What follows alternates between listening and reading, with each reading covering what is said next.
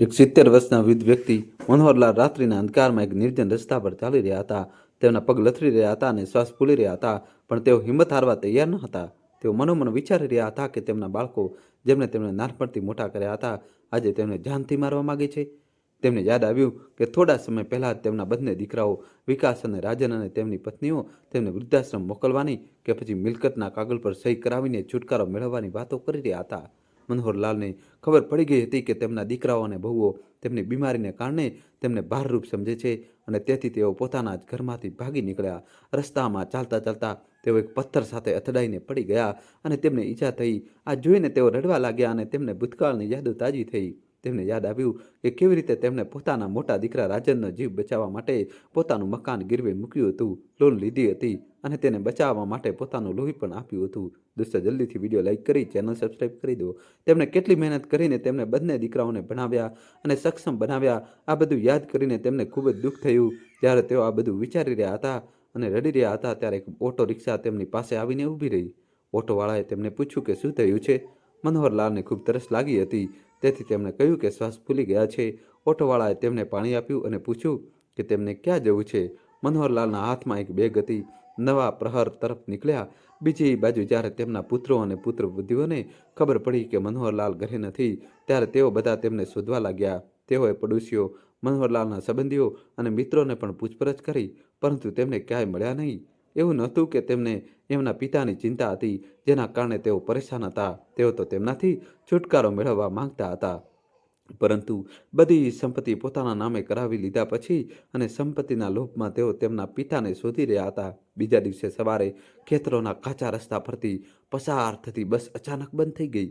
કદાચ કંઈ ખરાબી આવી ગઈ હતી. મનોહરલાલની આંખ ખુલી તો તેમણે જોયું કે સામે એક નાનકડું ગામ હતું.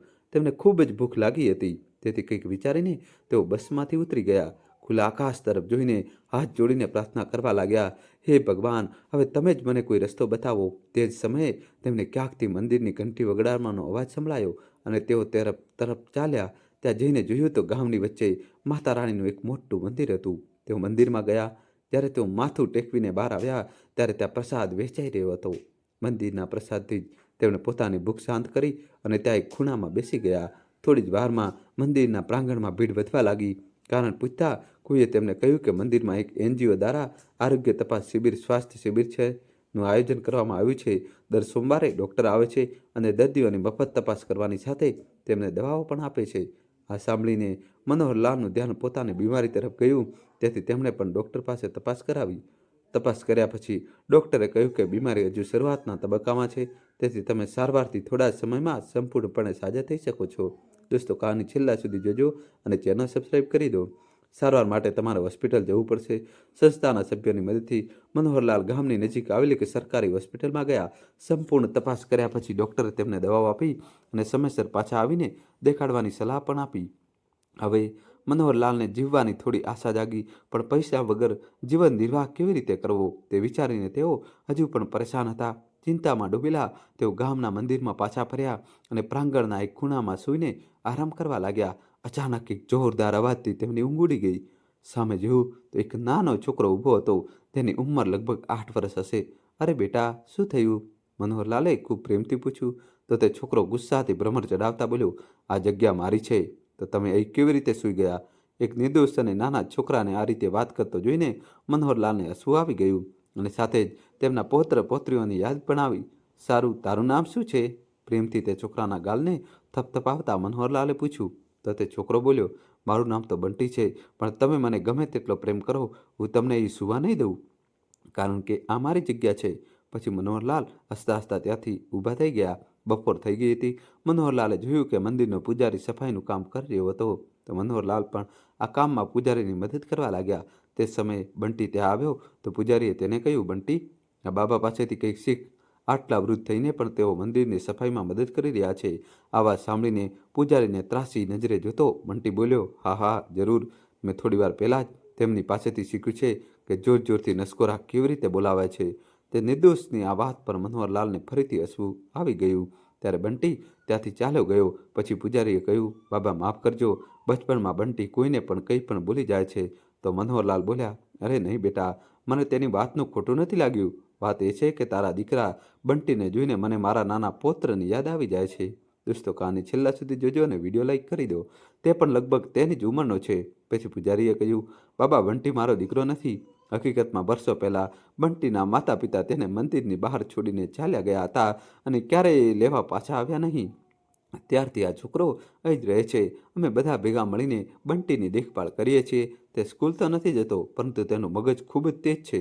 આ વાત સાંભળીને મનોહરલાલને ખૂબ દુઃખ થયું કે એક તરફ તેમના દીકરાઓ છે કે જે બધી સંપત્તિ મેળવીને પોતાના પિતાથી છુટકારો મેળવવા માંગે છે, અને બીજી તરફ આ બિચારો નિર્દોષ છોકરો જેના માતા પિતાને તેનો ત્યાગ કરી દીધો. આ દુનિયા કેટલી ક્રૂર છે, કેટલી સ્વાર્થી છે. આ વિચારીને તેમનું કાળજું ફાટવા લાગ્યું. સાંજ થઈ ગઈ હતી અને હવે તો ભૂખના કારણે તેમનું પેટ ધડકી રહ્યું હતું. તેમના પેટમાં ભૂખથી આંતરડા કકળી રહ્યા હતા. ભૂખ શાંત કરવા માટે તેઓ પાસેના એક ઢાબામાં ગયા. એ જાણ્યા વગર કે ત્યાં નોનવેજ પણ મળે છે. ત્યાં જઈને તેમને રોટલી અને શાક માગ્યા તો દુકાનદારે કહ્યું કે 1 પ્લેટના 100 છે.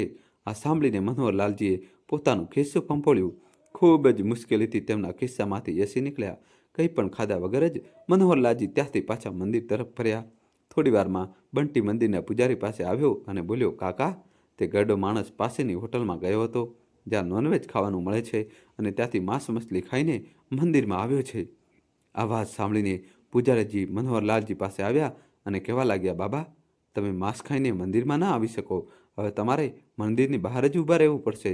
માંસ ખાવાની વાત સાંભળીને મનોહરલાલજી આશ્ચર્યમાં પડી ગયા અને પછી બોલ્યા, ના બેટા, મેં તો ત્યાં કંઈ ખાધું જ નથી. પણ તેમની વાત પૂરી સાંભળ્યા વગર પૂજારી ત્યાંથી ચાલ્યા ગયા અને ઉદાસ મનથી મનોહરલાલજી મંદિરના પ્રાંગણની બહાર આવી ગયા અને વિચારવા લાગ્યા કે હવે ક્યાં જવું.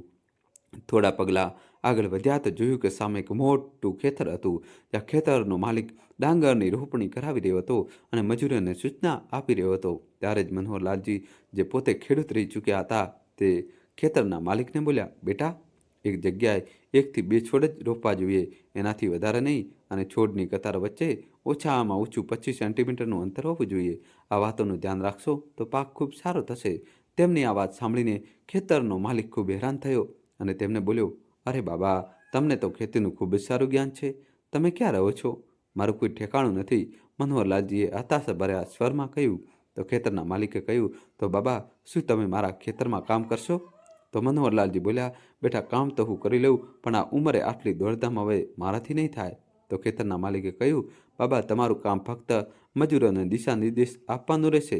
બસ એટલું ધ્યાન રાખજો કે તેઓ સાચી રીતે કામ કરે. આના બદલામાં હું તમને દરરોજ 500 આપીશ. આ સાંભળીને મનોહરલાલજીએ હા પાડી દીધી. તેમણે તે જ દિવસથી ખેતરમાં કામ કરવાનું શરૂ કરી દીધું અને સાંજે જ્યારે પૈસા હાથમાં આવ્યા તો ખૂબ ગર્વથી એક શાકાહારી ઢાબા પર ગયા અને પોતાના મનપસંદ છોલે ચાવલ ઓર્ડર કર્યા. અહીં મનોહરલાલજીએ પેટ ભરીને ખાધું અને ત્યાં ઢાબાના માલિકે જોયું કે મનોહરલાલજીના આવ્યા પછી અચાનક ગ્રાહકો આવવાનું શરૂ થઈ ગયું. ઢાબાના માલિક માટે આજનો દિવસ ખૂબ સારો રહ્યો. દોસ્તો, કહાની છેલ્લા સુધી જોજો, નવો ટ્વિસ્ટ આવશે. વિડીયો લાઈક કરી ચેનલ સબસ્ક્રાઈબ કરી દો. રહેવા માટે કોઈ જગ્યા નહોતી, તેથી જમીને રાત્રે મનોહરલાલજી ખેતરની બાજુમાં બનેલા એક છાપરા નીચે સૂઈ ગયા. હવે દરરોજ આવું જ થવા લાગ્યું. આખો દિવસ કામ કરીને મનોહરલાલજી તે જ ઢાબા પર જમવા જતા અને તેમના જવાથી ઢાબા પર ભીડ વધી જતી. એક દિવસ તેઓ ઢાબા પર જમવા ન ગયા તો ઢાબાનો માલિક ચિંતિત થઈ ગયો, કારણ કે બીજા ગ્રાહકો પણ નહોતા આવ્યા. તેને લાગવા લાગ્યું કે મનોહરલાલજીના પગલાં તેના ઢાબા માટે શુભ છે. તેથી બીજા દિવસે તેને મનોહરલાલજીને કહ્યું, બાબા, હું તમારી પાસેથી જમવાનો 1 પણ રૂપિયો નહીં લઉં. બસ તમે દરરોજ અહીં જ જમવા આવજો. ઢાબાવાળાની આ વાત સાંભળીને મનોહરલાલજી આશ્ચર્યચકિત થઈ ગયા. સારું ખાવા અને યોગ્ય સારવાર મળવાથી મનોહરલાલજીની તબિયતમાં પણ સુધારો આવ્યો.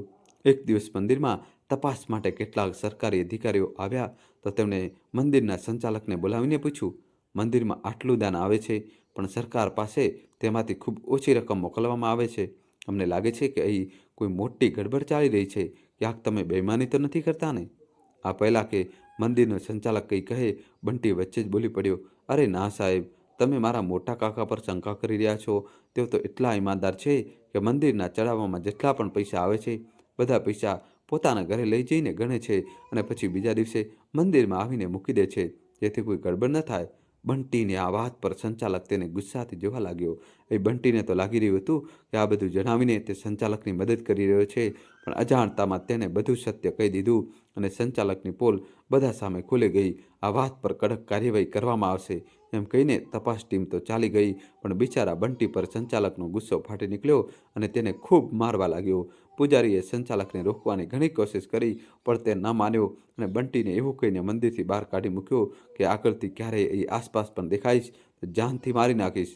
બિચારો બંટી હતાશ થઈને પોતાનો બેગ ઉઠાવીને ચૂપચાપ ચાલ્યો ગયો. તેના ગોલમટોલ ગાલ આંસુથી ભીના થઈ ગયા હતા. દોસ્તો, કહાની અંત સુધી જોજો, નવો ટ્વિસ્ટ આવશે. ચેનલ સબસ્ક્રાઈબ કરી દો. જ્યાં તે અત્યાર સુધી કહેતો આવ્યો હતો તે મંદિરથી તો તેને કાઢી મૂકવામાં આવ્યો હતો. આ આખી દુનિયામાં તેનું કોઈ બીજું ન હતું જ્યાં તે જઈ શકે. જ્યારે ચાલતા ચાલતા થાકી ગયો તો થોડીવાર આરામ કરવાના હેતુથી જગ્યા શોધતા શોધતા બંટી તે જ ખેતરની બાજુમાં આવીને બેસી ગયો જ્યાં મનોહરલાલજી કામ કરતા હતા. બંટીને ત્યાં પરેશાન અને ઉદાસ બેઠેલો જોઈને મનોહરલાલજી તેની પાસે આવ્યા અને કહેવા લાગ્યા, અરે બેટા, તને શું થયું? તું તો આટલો બોલે છે, તો આજે આટલો શાંત કેમ બેઠો છે અને ચહેરા પર આ ઉદાસી કેમ? પછી બંટીએ રુદનભર્યા સ્વરમાં કહ્યું, બાબા, ભગવાને મને મારા કર્મની સજા આપી છે. મેં પૂજારી અંકલને તમારી ફરિયાદ કરીને તમને મંદિરની બહાર કઢાવી દીધા હતા ને, એટલે આજે મારી સાથે પણ ખૂબ ખરાબ થયું. મને આજે મોટા કાકાએ ખૂબ માર માર્યો અને તેમણે મને મંદિરની બહાર જ કાઢી મૂક્યો. પણ તે એવું શું કર્યું હતું? મનોહરલાલજીએ તેનું માથું પસરાવતા પૂછ્યું તો બંટીએ તેમને આખી વાત કહી. ત્યારે મનોહરલાલજીએ તેના આંસુ લૂછ્યા અને કહ્યું, કોઈ વાંધો નહીં બેટા, હું પણ આ દુનિયામાં એકલો છું અને તું પણ. હવેથી આપણે બંને એક સાથે રમીશું.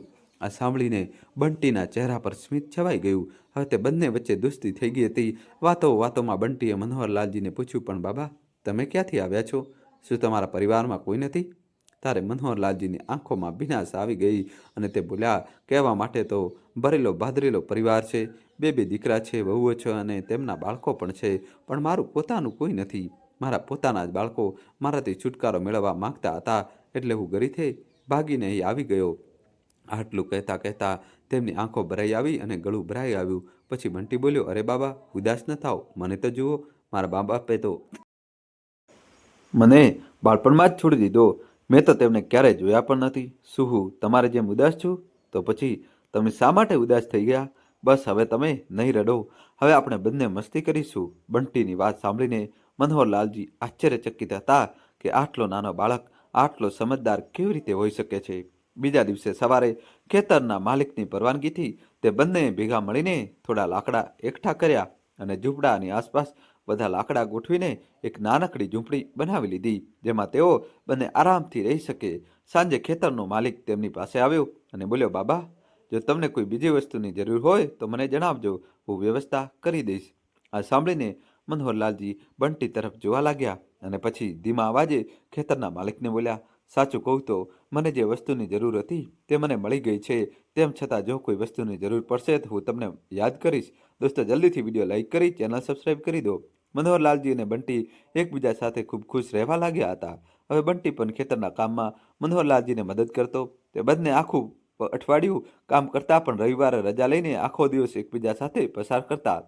એક દિવસ બંટીએ મનોહરલાલજીને કહ્યું, બાબા, મેં મારા મા બાપને તો નથી જોયા, પણ જ્યારથી ભગવાનજીએ મને તમારી સાથે મળાવ્યો છે ત્યારથી તો મને તમારામાં જ મારા મા અને પપ્પા દેખાય છે. પણ બાબા, મેં તો સાંભળ્યું છે કે વૃદ્ધાવસ્થા આવ્યા પછી માણસ ભગવાનજી પાસે ચાલ્યો જાય છે, અને તમે પણ તો વૃદ્ધ થઈ ગયા છો. તેનો મતલબ તમે પણ જલ્દી ભગવાનજી પાસે ચાલ્યા જશો. પણ તે પહેલાં તમે મને જણાવો કે તમારી કઈ કઈ ઈચ્છાઓ છે જેને તમે પૂરી કરવા માંગો છો? જે ઈચ્છાઓ છે જેને તમે પૂરી કરવા માંગો છો પણ ક્યારેય પૂરી કરી શક્યા નથી. આટલા નાના બાળકના મોઢેથી આટલી મોટી વાત સાંભળીને મનોહરલાલજી આશ્ચર્યચકિત હતા અને મનોમન વિચારવા લાગ્યા કે મેં મારી આખી જિંદગી મારા દીકરાઓની જરૂરિયાતો અને ઈચ્છાઓ પૂરી કરવામાં વિતાવી દીધી, પણ તેમણે મને તેનો આ બદલો આપ્યો અને આજે આ નાનો બાળક મને પૂછી રહ્યો છે કે મારી શું ઈચ્છા છે. મારા બાળકોએ તો આ વિશે ક્યારેય વિચાર્યું પણ નહોતું. મનોહરલાલજીએ વિચારમાં ખોવાયેલા જોઈને બંટી બોલ્યો, અરે બાબા, તમે ક્યાં ખોવાઈ ગયા? હવે જલ્દીથી મને જણાવો ને કે તમે શું કરવા માંગતા હતા જે તમે કરી શક્યા નહીં. બંટીના પૂછવા પર મનોહરલાલજીએ જણાવ્યું, બેટા, જિંદગીમાં મારી ઘણી ઈચ્છાઓ હતી, ઘણા સપના જોયા હતા મેં, પણ મારી જવાબદારીઓને કારણે ક્યારેય પૂરી ન કરી શક્યો. દોસ્તો, કહાની છેલ્લા સુધી જોજો અને ચેનલ સબસ્ક્રાઈબ કરી દો. પણ હવે તો સપના પૂરા કરવાની ઉંમર નીકળી ગઈ. ત્યારે બંટી જીદ કરતા બોલ્યો, ના બાબા, હું છું ને, તમારી બધી ઈચ્છાઓ પૂરી કરીશું, તમે મને તો જણાવો. ત્યારે મનોહરલાલજીએ એક પછી એક પોતાની બધી ઈચ્છાઓ જણાવી, જેમાં અમિતાભ બચ્ચનની ફિલ્મ જોવા જવું, કોટ પેન્ટ પહેરીને ફોટો પડાવવો, 5 સ્ટાર હોટલમાં જમવું અને એક ફિલ્મમાં એક્ટિંગ કરવી પણ સામેલ હતું. બાબાની ઈચ્છાઓ જાણીને બંટી ખુશ થઈ ગયો અને બોલ્યો, તો પછી ચાલો હવે એક પછી એક તમારી બધી ઈચ્છાઓ પૂરી કરીએ. ત્યારે મનોહરલાલજી બોલ્યા, અરે નહીં બેટા, પહેલાં તું તો મારી ઈચ્છા જણાવ કે તું શું માંગે છે. ત્યારે બંટીએ ખૂબ પ્રેમથી કહ્યું, બાબા, હું તો હજી બાળક છું, હું થોડો ભગવાનજી પાસે જવાનો છું. હજી તો મારી પાસે મારી આખી જિંદગી છે, પણ તમારી પાસે સમય ઓછો છે અને આમ પણ મારી તો બસ એક જ ઈચ્છા છે કે હું ભણી ગણીને એક દિવસ ખૂબ મોટો માણસ બનું અને મારી બીજી કોઈ ઈચ્છા નથી. આ સાંભળીને મનોહરલાલજીને ખૂબ ખુશી થઈ. તે પછી થોડા દિવસ તે બંને ખેતરોમાં કામ કર્યું અને પછી બંટીની જીદ પર જમીનદાર પાસેથી એક અઠવાડિયાની રજા લઈને તે બંને શહેર ચાલ્યા ગયા, જ્યાં તેમણે એક શોરૂમમાંથી મનોહરલાલજી માટે કાળા રંગનો કોટ પેન્ટ ખરીદ્યો અને બંને માટે સારા કપડાં ખરીદ્યા. નવા કપડાં પહેરીને તે બંને એકબીજા સાથે ઘણા ફોટોગ્રાફ પડાવ્યા. ત્યાં શહેરમાં જ્યારે તેમને ખબર પડી કે નજીકમાં જ એક મોટો મેળો લાગ્યો છે, તો બંટી કહેવા લાગ્યો, બાબા, ગામના ઘણા બાળકો તેમના મમ્મી પપ્પા સાથે શહેરનો મેળો જોવા આવે છે. તેઓ મને જણાવે છે કે મેળામાં ખૂબ મસ્તી કરી, ખૂબ મજા આવી, પણ હું દર વખતે એ જ વિચારું છું કે ત્યાં શું થતું હશે. આટલી વાત સાંભળીને મનોહરલાલજી તેને બોલ્યા, તો ચાલ બેટા, શહેરમાં આવ્યા જ છીએ તો આજે તે મેળો જોવા જઈશું. આ વાત સાંભળીને બંટી ખૂબ ખુશ થયો. એક ઓટો પકડીને તે બંને મેળામાં પહોંચી ગયા. બંટીની આંખો ખુલ્લી જ રહી ગઈ જ્યારે તેણે મેળાની ચમકદમક જોઈ. આટલા મોટા અને જુદા જુદા પ્રકારના ઝૂલા જોઈને તે ખુશ થઈ ગયો. બંટીને હસતો ખિલખિલાતો જોઈને મનોહરલાલજી જાણે તે દ્રશ્ય પોતાની આંખોમાં સમાવી લેવા માંગતા હતા. તે બંને એકસાથે ઘણા ઝૂલાની મજા માણી. બંટી સાથે મસ્તી કરતા કરતા મનોહરલાલજીને પણ એવું લાગવા માંડ્યું કે જાણે તેમનું બાળપણ પાછું આવી ગયું હોય. આખો મેળો ફરીને તે બંને બહાર નીકળ્યા તો સામે બંટીની નજર એક ખૂબ મોટા હોટલ પર પડી. ભૂખ પણ ખૂબ જોરદાર લાગી હતી અને પાસે પૈસા પણ હતા, તો બંટીના કહેવા પર તેઓ તે હોટલમાં ખાવાનું ખાવા ગયા. આટલી મોટી અને શાનદાર હોટલ જોઈને બંને બસ અહીં ત્યાં જોતા જ રહી ગયા. તે બંને ત્યાં બિરયાનીનો ઓર્ડર આપ્યો અને આરામદાયક સોફા પર બેસીને શાંતિથી ખાવા લાગ્યા. ત્યાં બેઠા બેઠા બંટીએ જોયું કે નજીકના ટેબલ પર એક માણસ સૂટ બૂટ પહેરીને બેઠો હતો અને લોકો તેની પાસેથી ઓટોગ્રાફ લેવા આવી રહ્યા હતા. પૂછવા પર કોઈએ જણાવ્યું કે તે વ્યક્તિ એક ફિલ્મ પ્રોડ્યુસર છે, જેમણે ઘણી સુપરહિટ ફિલ્મો બનાવી છે. આટલું સાંભળતા જ બંટીનું મગજ ચમક્યું. મનોહરલાલજીને કંઈ પણ કહ્યા વિના તે ત્યાંથી ઊભો થયો અને સીધો તે ફિલ્મ પ્રોડ્યુસર પાસે ગયો અને પૂછવા લાગ્યો, અંકલ, શું તમે ખરેખર ફિલ્મ બનાવો છો? આટલા નાના બાળકને આ રીતે પૂછતા જોઈને તે ફિલ્મ પ્રોડ્યુસર પણ હસવા લાગ્યો અને કહ્યું, હા, મેં ઘણી ફિલ્મો બનાવી છે. કેમ, તું પણ એક્ટર બનવા માંગે છે શું?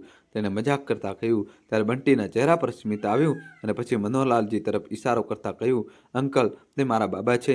તેમને ફિલ્મોમાં એક્ટિંગ કરવાનો બહુ શોખ છે અને હું તેમની આ ઈચ્છા પૂરી કરાવવા માંગુ છું. જો તમે થોડીવાર માટે તેમને તમારી ફિલ્મોમાં લઈ લો તો તમારી બહુ મહેરબાની થશે. આ વાત સાંભળીને ફિલ્મ પ્રોડ્યુસર વિચારમાં પડી ગયો અને પછી બોલ્યો, આ ઉંમરના વ્યક્તિ માટે એક નાનો રોલ તો મારી પાસે છે, પણ તે રોલ એક ખેડૂતનો છે અને તેના માટે હું કોઈ ગરીબ વૃદ્ધ ખેડૂતને શોધી રહ્યો છું, જેથી પાત્ર સંપૂર્ણપણે વાસ્તવિક લાગે. આટલું સાંભળતા જ બંટી ખુશીથી કૂદી પડ્યો. અરે અંકલ, મારા બાબા તો ખેડૂત જ છે અને હંમેશા ધોતી કુર્તો જ પહેરે છે. આજે તો મારા કહેવાથી તેમણે કોટ પેન્ટ પહેર્યો છે. ત્યારે પ્રોડ્યુસરે તેને પોતાનું વિઝિટિંગ કાર્ડ આપ્યું અને બીજા દિવસે ફિલ્મ સાઇટ પર આવવાનું કહ્યું. દોસ્તો, જલ્દીથી ચેનલ સબસ્ક્રાઇબ કરી દો. તે કાર્ડ લઈને બંટી મોટી ખુશીથી મનોહરલાલજી પાસે આવ્યો અને પ્રોડ્યુસર સાથે થયેલી બધી વાત જણાવી દીધી. બંટીની હોશિયારી જોઈને મનોહરલાલજી હસી પડ્યા. તેમણે રાત કોઈ પાર્કમાં વિતાવી અને બીજા દિવસે તે જ જગ્યાએ પહોંચી ગયા જ્યાં પ્રોડ્યુસરે આવવાનું કહ્યું હતું. મનોહરલાલજીને ધોતી કુર્તામાં જોઈને ફિલ્મ પ્રોડ્યુસરે તેમને પોતાની પાસે બોલાવ્યા અને કેટલાક ડાયલોગ્સ જણાવીને તેમની પાસેથી એક સીન શૂટ કરાવ્યો અને બીજા દિવસે પણ એ જ સમયે આવવાનું કહ્યું. સાંજ થઈ તો તે બંને એક થિયેટરમાં અમિતાભ બચ્ચનની ફિલ્મ જોવા ગયા. આ બધું મનોહરલાલજીને એક સપના જેવું લાગી રહ્યું હતું. આજે તેમના ચહેરા પર એક અલગ જ સ્મિત હતું, જેને જોઈને બંટી પણ ખૂબ ખુશ હતો. લગભગ 4-5 દિવસ શૂટિંગ કરવાના બદલામાં મનોહરલાલજીને 25,000 રૂપિયા મળ્યા. ત્યારે પૈસા હાથમાં આવ્યા તો મનોહરલાલજીની ખુશીનો કોઈ પાર ન રહ્યો. પછી તે બંને પોતાના ગામ પાછા ફર્યા. હવે મનોહરલાલજીએ બંટીનો દાખલો પણ એક સ્કૂલમાં કરાવી દીધો, જેથી ભણી ગણીને મોટો માણસ બનવાની તેની ઈચ્છા પૂરી થઈ શકે. ત્યાં સુધીમાં મનોહરલાલજી પણ પોતાની બીમારીમાંથી સંપૂર્ણપણે સ્વસ્થ થઈ ચૂક્યા હતા. હવે તે દિવસભર પૂરી સ્ફૂર્તિથી ખેતરમાં કામ કરતા અને બંટી સ્કૂલમાં ભણવા જતો હતો, પણ સાંજે આવીને તેમના કામમાં મદદ જરૂર કરતો હતો. વારંવાર મનોહરલાલજીના મનમાં એક જ વાત આવતી હતી કે કાશ બંટી તેમનો દીકરો હોત. તે બંને વચ્ચે લોહીનો સંબંધ તો નહોતો, પણ એક એવો સંબંધ જરૂર બની ગયો હતો જે સ્વાર્થથી પર હતો. આમ જ દિવસો વીતવા લાગ્યા. થોડા સમય પછી જ્યારે તે ફિલ્મ રિલીઝ થઈ જેમાં મનોહરલાલજીએ કામ કર્યું હતું, તો મનોહરલાલજી દ્વારા નિભાવવામાં આવેલા પાત્રને લોકોએ ખૂબ પસંદ કર્યું. ભલે તે ફિલ્મોમાં થોડા જ સમય માટે દેખાયા, પણ જે વાસ્તવિકતા અને મહેનતથી તેમણે પોતાના પાત્રને નિભાવ્યું હતું તે વખાણવા લાયક હતી. દરેક જગ્યાએ તેમના કામની ચર્ચા અને પ્રશંસા થઈ રહી હતી. મનોહરલાલજી પણ બંટીને લઈને તે ફિલ્મ જોવા માટે થિયેટરમાં ગયા. થોડા સમય પછી કોઈ બીજા ફિલ્મ પ્રોડ્યુસર તેમના ગામ પહોંચ્યા અને તેમનું સરનામું પૂછતા પૂછતા તેમને મળવા આવ્યા અને એક સારી એવી રકમ ઓફર કરતા પોતાની આવનારી ફિલ્મો માટે તેમને લેવાની ઈચ્છા વ્યક્ત કરી અને તેમને સાઇન કરી લીધા. આ વખતે તેમને ફિલ્મોમાં એક મહત્વપૂર્ણ પાત્ર આપવામાં આવ્યું હતું. પોતાનું નસીબ પલટાતું જોઈને મનોહરલાલજી પણ આશ્ચર્યચકિત થઈ ગયા હતા. તેમણે ક્યારેય વિચાર્યું પણ નહોતું કે આ ઉંમરે તેમને આટલી મોટી સફળતા મળશે. થોડા સમય પછી તેમણે શહેરમાં જ એક સારો એવો ઘર ખરીદી લીધો અને ગામ છોડીને તે બંટી સાથે શહેરમાં આવીને વસી ગયા. હવે તેમણે બંટીનો દાખલો પણ શહેરની એક સારી ઇંગ્લિશ મીડિયમ સ્કૂલમાં કરાવી દીધો. દોસ્તો, કહાની છેલ્લા સુધી જોજો.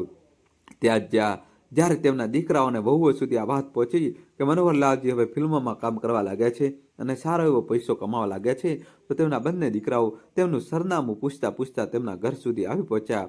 પણ તે તેમનું ઘર જોઈને આશ્ચર્યચકિત હતા.